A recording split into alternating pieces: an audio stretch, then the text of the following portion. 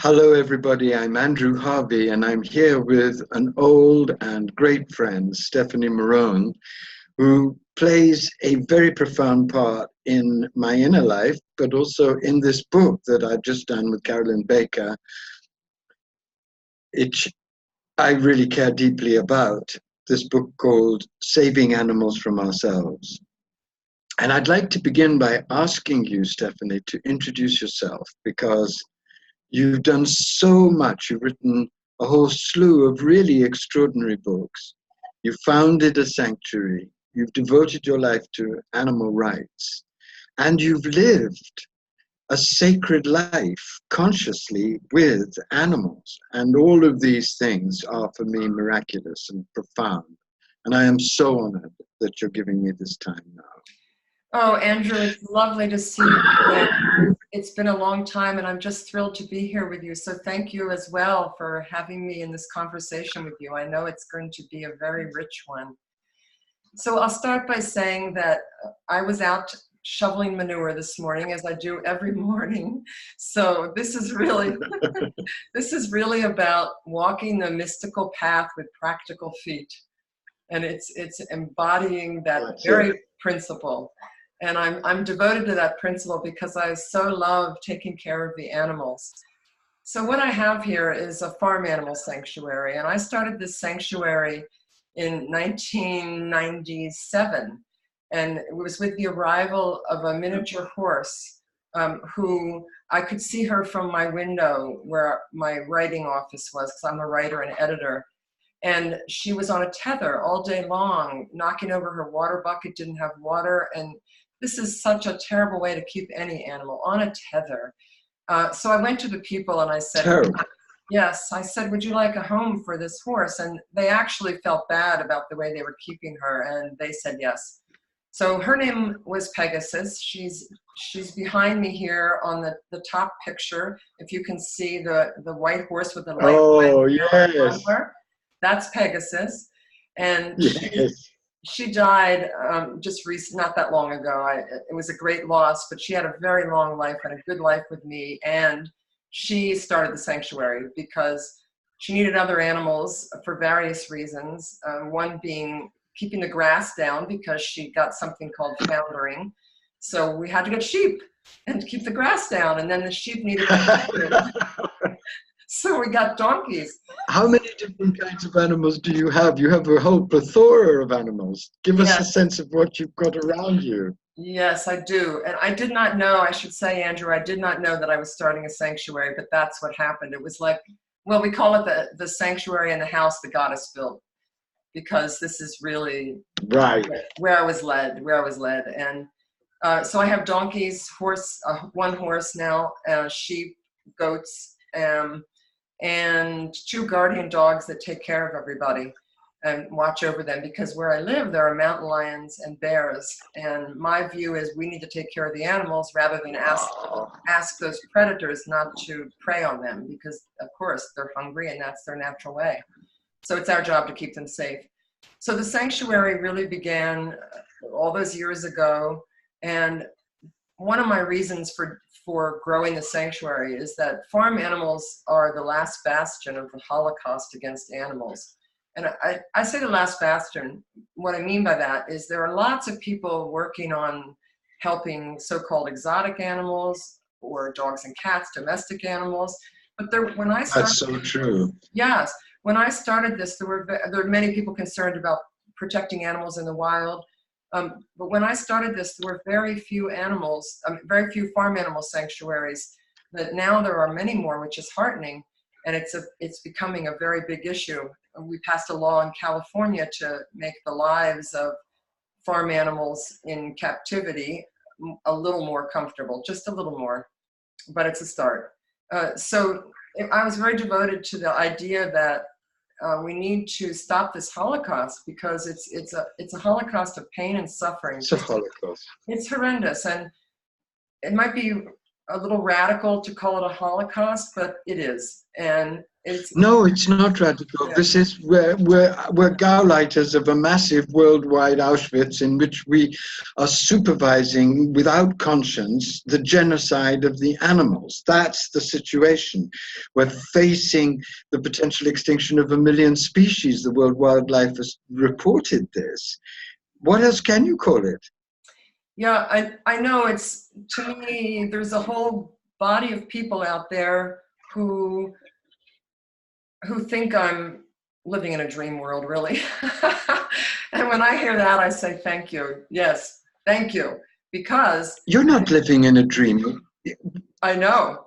Why would they think that you're not living in a dream world? You're living in a world in which you get up in the early morning to get up manure to keep your beloveds alive. That's nothing dreamy about that. And anybody who's read your books, I'd love it if you mentioned the books that you've written about animals, because they're really extraordinary books, especially What Animals. Talk to us about why you wrote that books before we go into the book that I've written. And then I want to ask you why you wrote yours, because I think it's a very good question.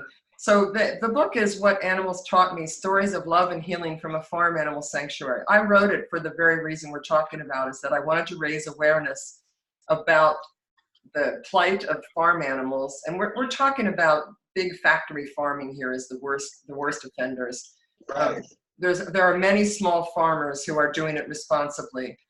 But we're talking about the factory farms where the animals are kept in appalling conditions. That's what I want to see end. And there's no reason on earth why it shouldn't, because There's no reason for it to exist. If people are going to eat meat, the least thing that they can do is to ensure that the animals have some kind of life and are treated with dignity when they have to die. That is the least of how we could behave. And I think there's another piece that we need to add to that, which is if you are eating meat that was produced in pain and suffering and great suffering, that is not a good thing to put into your body, because it is in the meat. All that is in the meat. So it's both biological and energetic. That this is not a good thing for people to be eating. So I think it's affecting us on many ways that we don't even know.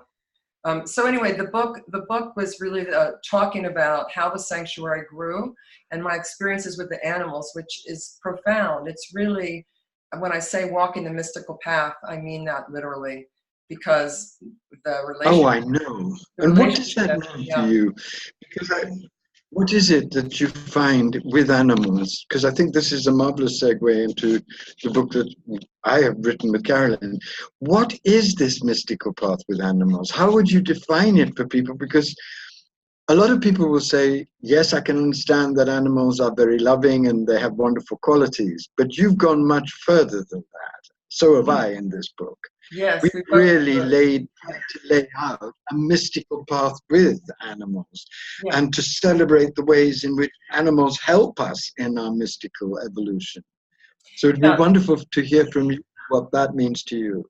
So the first part of that is, I don't believe you can have that kind of relationship unless you connect with the animal out of a place of love and respect.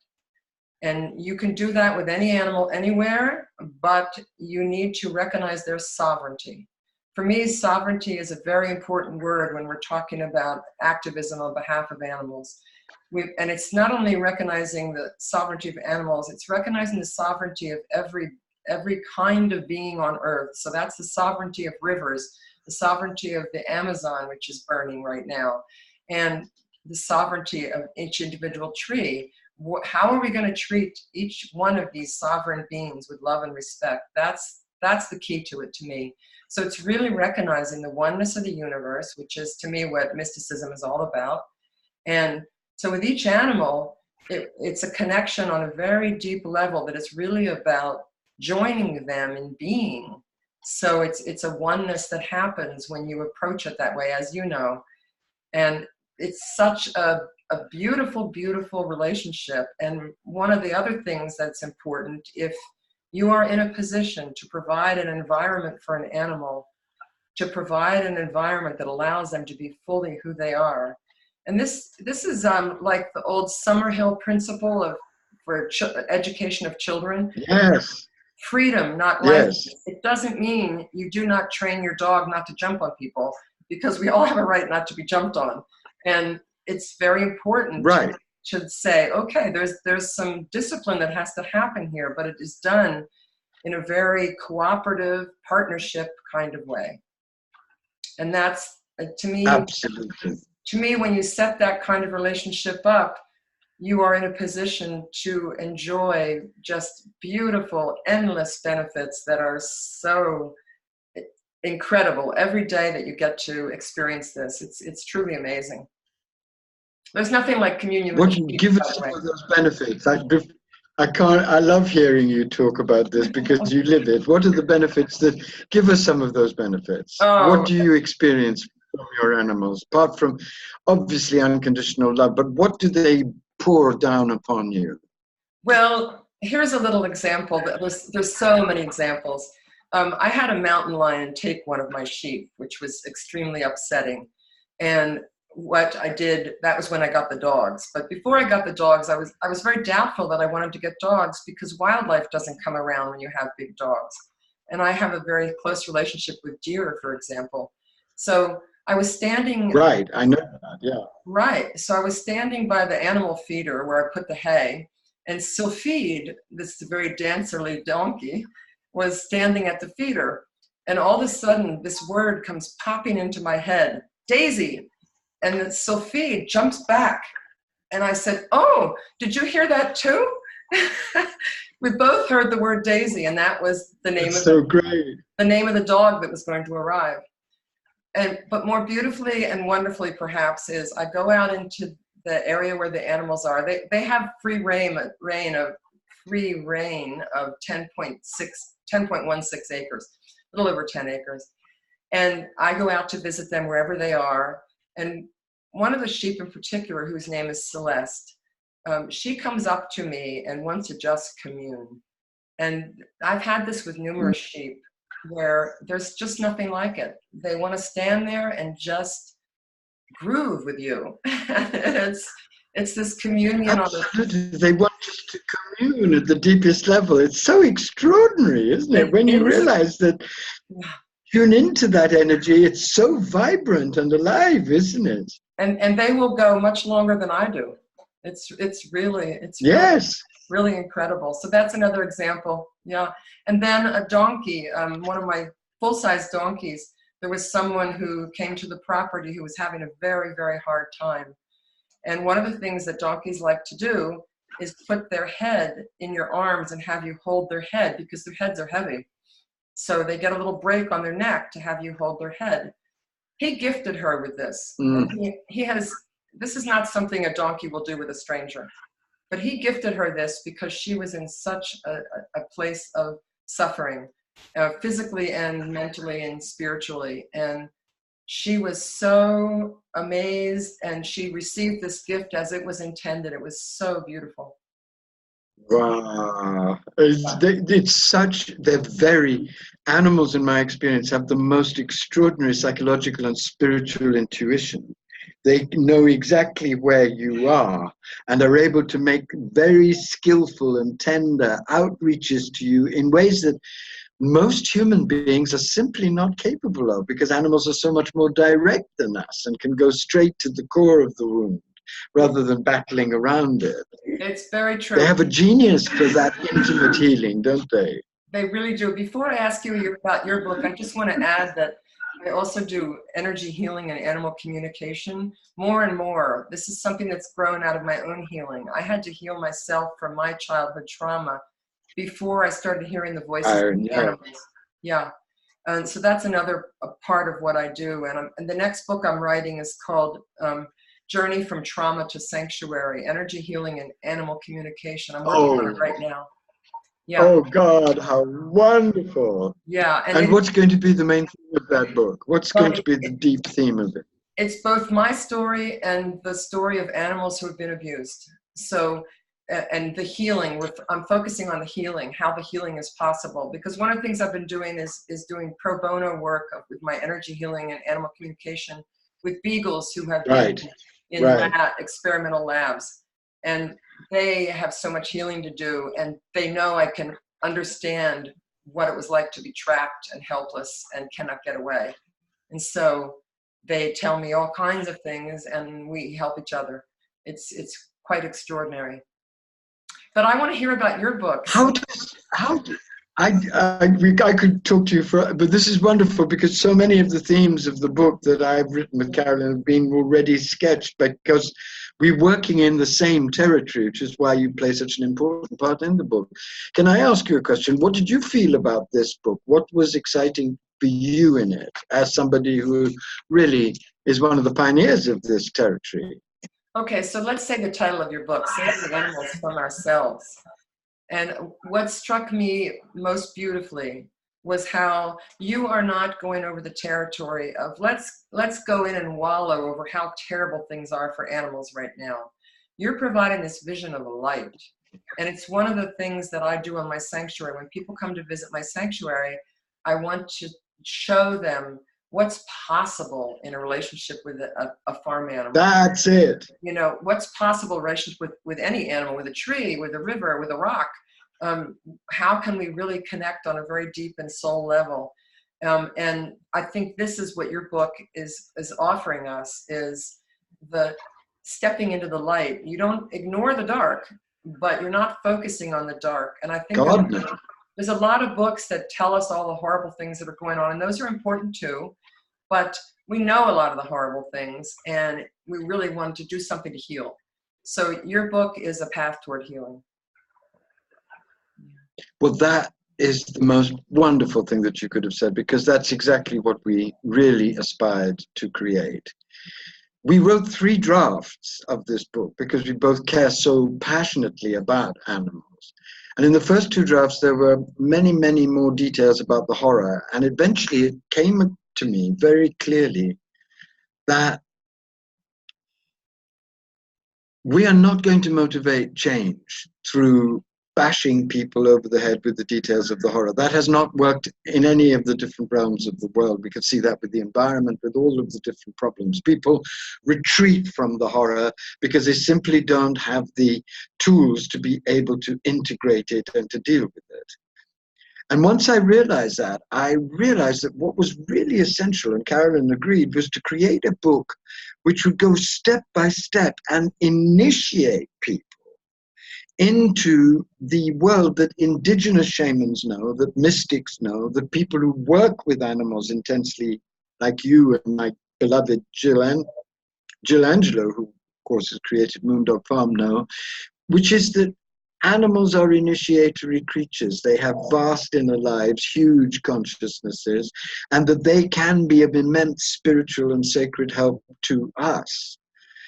And we realized that what was needed was a book that mirrored the initiatory search of the ancient mystery system. So there are 3 parts of this book. The first part is a glorious vision of what the mystics and the indigenous world knows about animals and what we've forgotten and what we need to restore, because it's a restoration not just of our relationship to nature, but a restoration of a forgotten and deeply suppressed part of ourselves. Because one of the things that I go into with Carolyn a lot in this book is how our cruelty towards animals is actually the symptom of a cruelty towards the animal within ourselves.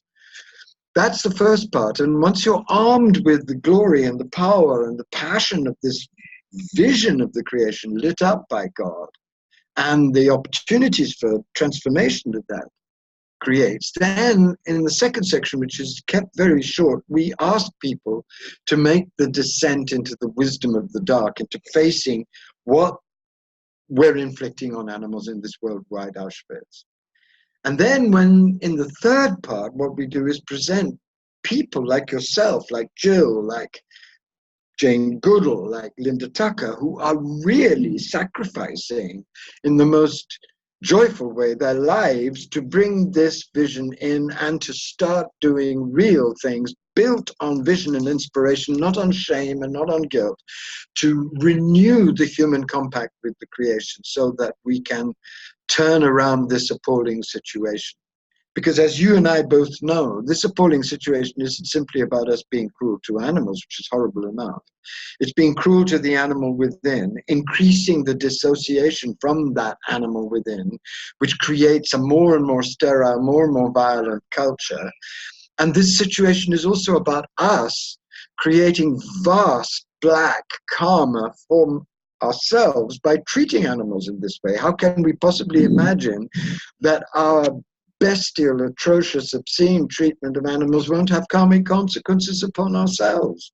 And as we point out in the book, serial killers often start their horrifying careers by torturing animals. And we seem to be, as a human race now, going from the torture of animals to the extinction of humans in the same way that serial killers do. So there's a lot of darkness in the book, but it's contained within a massively inspiring vision, and all the tools to comprehend and embody that vision are given in the book. The most luminous, simple tools are given. So there's no book that I know that is like it, because there are books that explore the horror of the situation. There are books, of course, like Jane Goodall's books that describe the wonderful things that are being done. There are books like your book that really go deep into the subtle, refined, mystical perceptions that animals can give. And it's such a masterpiece, your book. I love your book. But what we've tried to do is to bring all of these perspectives together in a book that is itself an initiation into a new vision that can inspire real, calm, radical, visionary action, sacred activism. Which is so So I hope that that is the book you read. Is that the book you read? That was the book I hope I wrote, yeah, with Carolyn. Yes, and I wanted to ask you, what inspired you to go forward with writing it? Why did you decide to write this book? I have to tell you that it's a book that I've wanted to write all my life, because ever since I was a child, I've been overwhelmed by the majesty and beauty of animals.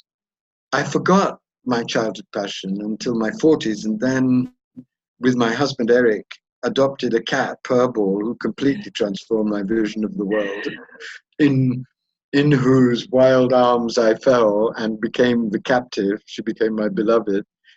And in these last years, I've been exploring not only my own extremely blessed relationship with my cats, but also through my relationship with the white lions of Tim Bhavati and Linda Tucker, the much larger divine canvas on which animals are really appearing. I had deep love of my cat, and I could see and feel her enormous truth and vision, but it was when I met the white lions and really experienced their divine power that I understood that I was a complete novice as far as the creation was concerned, that I needed to come out of the transcendental clouds of light in which I was and really embody and start relating to the mystery of these amazing creatures. So that's one reason. The other reason is that I've been appalled for most of my life by the horrific treatment that we do to animals. I think of all the human things that cause me pain, this causes me the most pain, because as you know and I know, animals are voiceless and defenseless, and the horrific cruelty that we inflict upon them is all the more disgusting because of the defenselessness.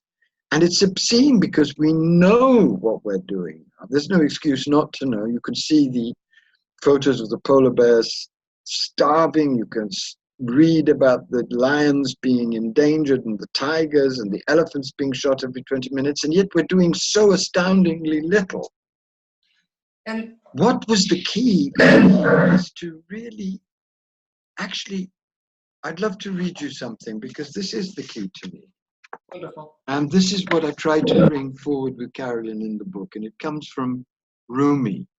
And it's my own experience, and I know it's your experience, because I've read your work and I know you, and I know how you've had this experience. And once you've had this experience, you want every human being to have this experience. Here is the experience. And it comes from Rumi's Table Talk. Adore and love the beloved with your whole being, And the beloved will reveal to you that each thing in the universe is a vessel full to the brim with wisdom and beauty. Each thing the beloved will show you is one drop from the boundless river of the beloved's infinite beauty. When you are given by grace an experience of an animal as utterly sacred and utterly divine and imbued with divine consciousness and divine wisdom and divine grace and divine delicacy and divine beauty, once you have truly, viscerally experienced any animal as one drop from the beloved's river of infinite beauty, then you know that the system that we've created is utterly insane. You know that the whole anthropomorphic vision of our superiority is insane. And then you plunge into all the marvelous research that's being done on animal consciousness, which shows quite clearly that animals have a range of consciousness which is dazzling on many, many multiple levels, and in fact, superior to ours in many ways. So you begin through this experience to realize that we're living in a completely insane world in which all authentic value is reversed, and that the only way to get out of this terrible prison that we're in is to cultivate the relationship with the creation in the sacred heart, so that grace can reveal to us what the creation is, a dance of light matter, what every being in the creation is, a sovereign being, as you would say, with sacred consciousness and sacred dignity given as part of their sacred identity, and what our potentially amazing relationship could be with animals, which could be a relationship of the most gorgeous, respectful intimacy in which not only their love and wisdom flood us, but we can work with them in as yet uncharted ways, in as yet uncharted relationships, to bring far greater creativity and harmony to our being in the universe. Imagine if everybody knew what Rumi knows, what you knew, what you know, what I know. Imagine if everybody knew that, and if everybody could experience that radiance from animals, and if everyone could start to understand that through that relationship they could be infused and initiated in all sorts of new ways by animals. Imagine the different world that we would live in. That's the world, the only world that could possibly be valuable at this moment. Everything else is falling apart. But this world is the world that you and I both know, that Jill knows, that the people who work with animals sensitively and tenderly know. And this is the world that this book is championing, because it's the world, I believe, that is truly worth fighting for with everything that we have at this moment when everything else is so threatened. Does that speak to you, what I've said? Absolutely. And I believe that the animals are challenging us right now in their very tender and special way, subtle way. They're challenging us to work with them to heal the planet. Isn't that the most extraordinary truth? I know that that's true. And what amazes me, and I know it amazes you, is that the animals could still have so much compassion for us after all that we have done to them. That's what I constantly meet in my own inner experience of animals. They have forgiven us. They have understood our madness. They're waiting patiently, tenderly, grandly for us to wake up. They will pour wisdom into us and help us on every level if we do wake up. You've experienced this. I've experienced this. It's astounding. It's a proof, in a way, of the unbelievable mercy and glorious tenderness that's at the core of the creation, this divine core. And you never experience that divine core more completely than through animals. And it's also, it's also a proof of their consciousness that you were talking about, that it may be far beyond ours.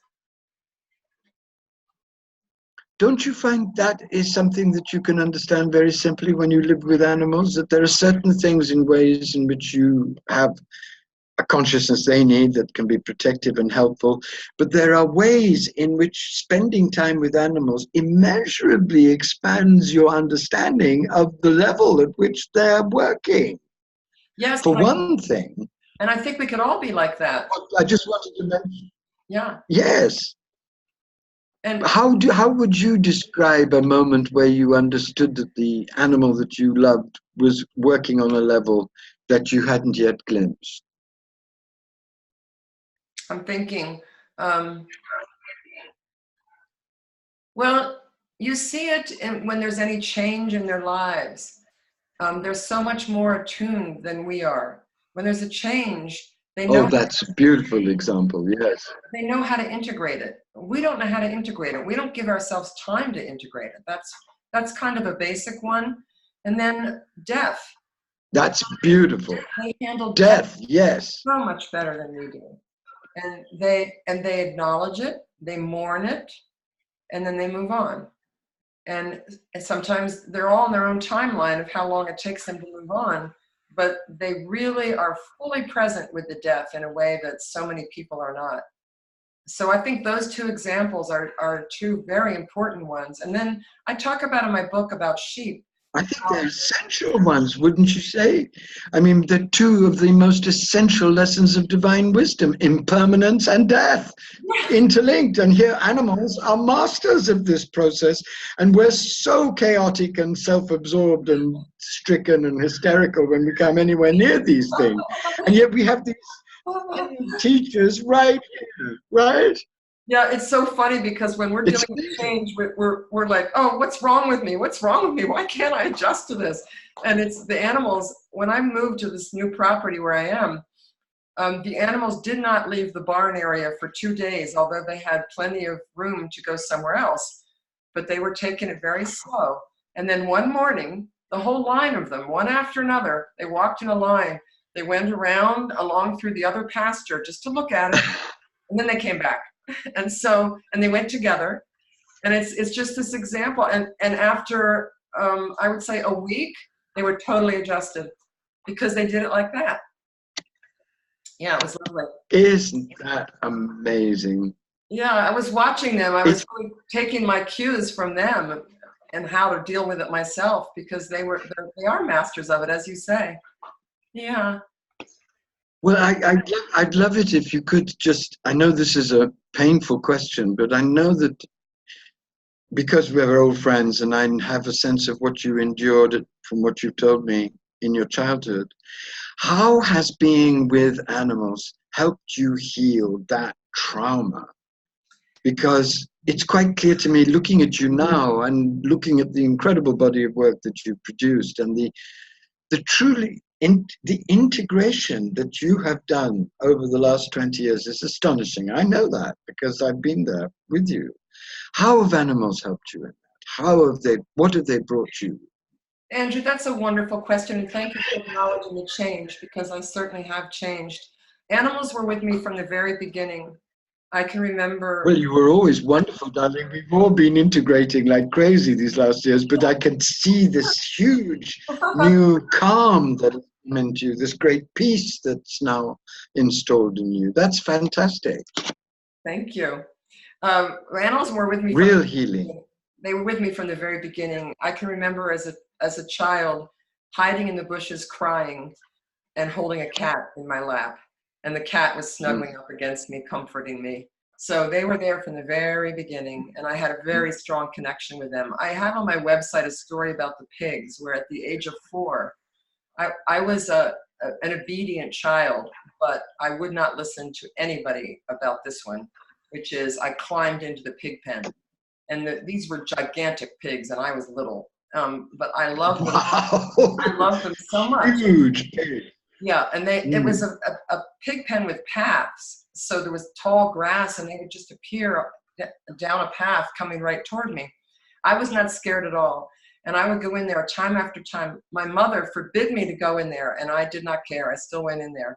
And there weren't many things that I don't think there was anything else that I would not listen to her on.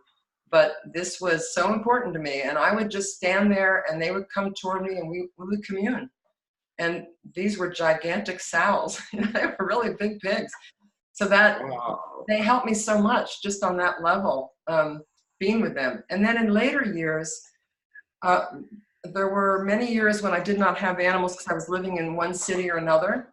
I think I was basically moving fast, running, writing, doing lots and lots of busy things. Animals started slowing me down. And that's what I needed to do to heal. I needed to slow down. And you have to, and you have to slow down with animals. They don't Well, move also, fast necessarily. What's that? Yes. I was wondering too that having someone or a being to take care of and constantly take care of is a wonderfully healing truth, isn't it? Because it takes you out of your own pain. You realize that you're extremely important and precious to others. And that, over time, reflects back on one's own self-esteem, because you realize you are loved and lovable, and they don't see you as traumatized. They don't see you as broken. They see you as lovable, amazing beings who give them fancy feast in my case. That's such an amazing liberation. I'm laughing because I'm remembering Pegasus. Pegasus knew I had problems. And she set me straight. And she did it in a very loving way. And I write about this in my book, that I didn't know how to partner with her to get her to cooperate when she needed care, like get a halter on so the vet could see her. And she helped me with that so much. She was very patient, and I was the flawed one in that relationship for a very long time.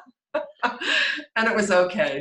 Isn't that, I remember that passage, but it's such a beautiful, it's a wonderful, I beg everybody to read it because it is a wonderful description of the complex dynamic.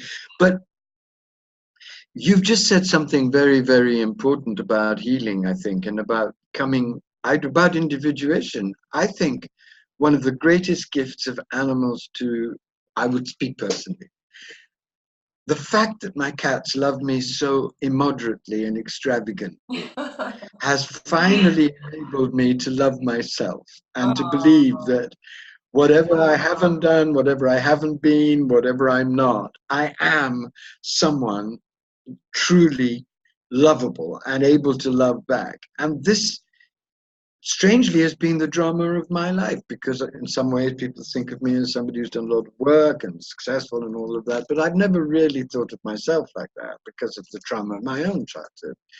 But I realize that this constant proof that my animals bring me of my lovability has been the single most healing thing in my life, to be loved that ardently and tenderly, whatever you're feeling like and whatever you're doing. What a miracle. And how transforming it is. That is so beautiful. I am so happy to feel that, and it's very tender and vulnerable of you to admit that, because there are a lot of people that feel that way but won't say it. Oh, I think it's so important, because I think this is perhaps the most wonderful gift that animals give us, and there's perhaps even one more, and we might just end our conversation with this, although we could go on forever because this is our favorite topic.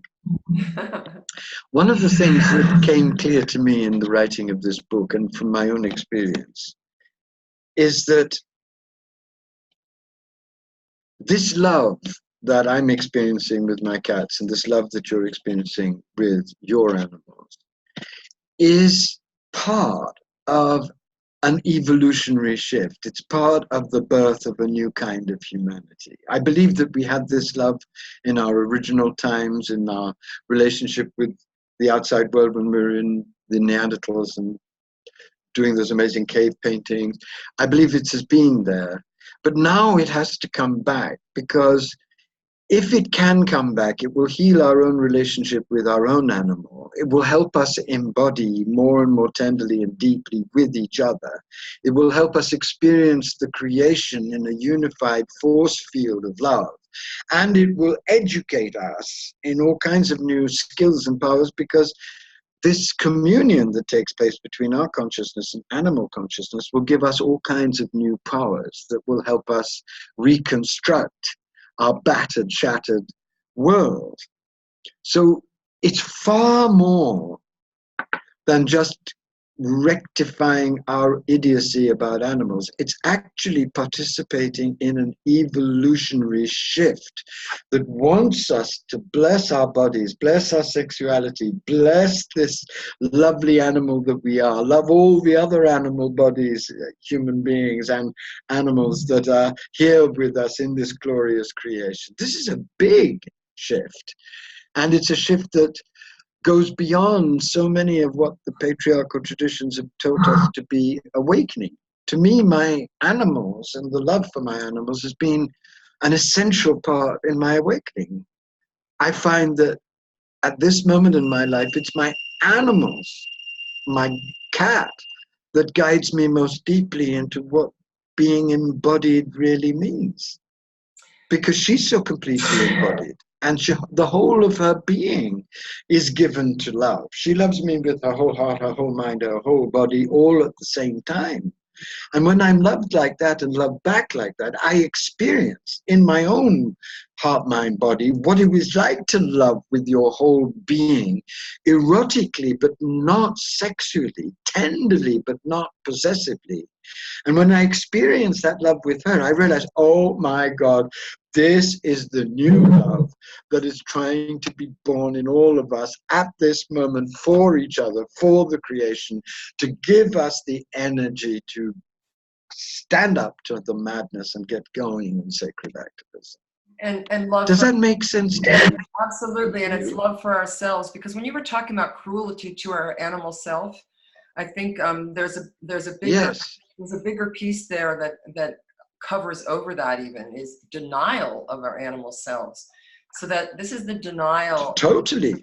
Right. This is the denial of all the abuse going on all over the world of animals and children and people. Absolutely. But there's so much denial, and it's silence.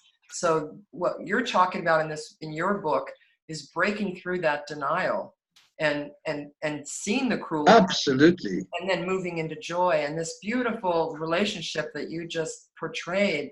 This is what is possible with ourselves, with each other. It's totally possible. You and I have both seen it. Many people have seen it and experienced it. And I do believe you're absolutely right. This is going to transform the world. And I think there are many different levels by which we can transform the world, and they all need to be operational.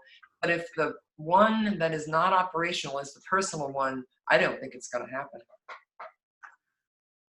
Of course not, because if we're torturing our animal, that means that we have no understanding of what we are, that we are divine animals, that our consciousness is divine, and it's in an animal container, which means that this animal is sacred. It's not something to be despised and broken and shattered and ignored. It's something to be utterly embraced with one's original blessing of divine consciousness. This is a revolution. Because if we can make this revolution, then we can address the world as a sacred place and approach it with sacred tenderness and intention and passion for justice and passion for harmony.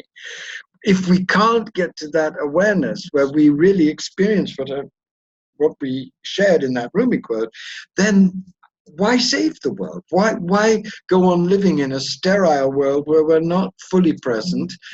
There isn't the joy to work for a new world coming from that. There's only joy coming from radical sacred initiation and experience. And that's the joy that I hope permeates this book, terrible though some of the passages are. And it does permeate it. And I think that if we don't follow this path, and you've talked about this many times in your work on sacred activism, it's over. It is over, yes. And it's looking increasingly over. We're facing such extreme challenges. And yet, here we are talking about this in this way. And I know that there are many people who will hear this and who will resonate. So there's a great death happening and there's a great birth happening. Yes. And at this moment, and I know you feel like this, what we need to do is to concentrate as deeply and richly as possible on the joy and on the vision and on the possibility, because the horror and terror are all out there and people are paralyzed by them.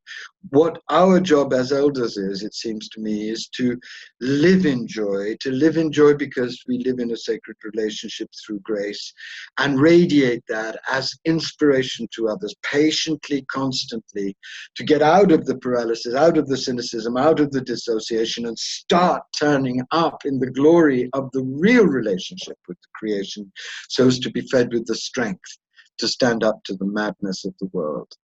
And you know, I really believe in principles of life and the universe.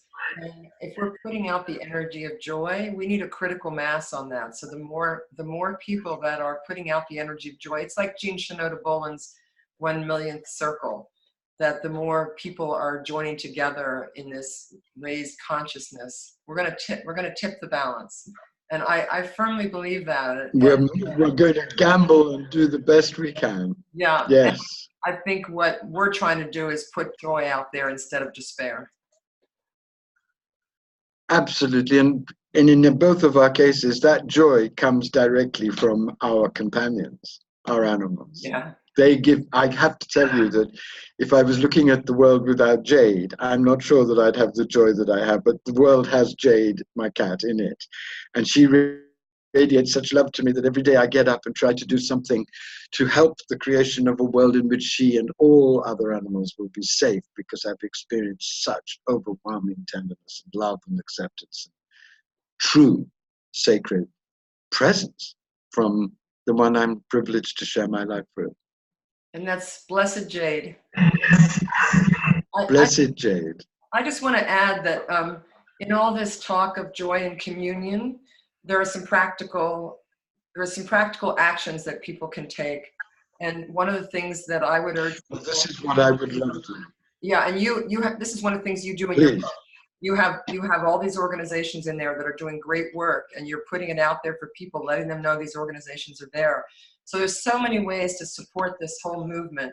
You can support organizations that are doing good work. You can go do some of the work yourself. But also in your personal life, there are some very specific actions that I believe are really important. Stop buying toxic products. That's just a do it. Stop buying toxic products, because they have a life in their making, in the disposal, in their use, that it just lasts for way too long. The effects on the universe are terrible, effects on the world. And then in terms of, I look at it in terms of harm reduction. What can you do in your life to reduce some of the harm that you are maybe inadvertently creating or advertently?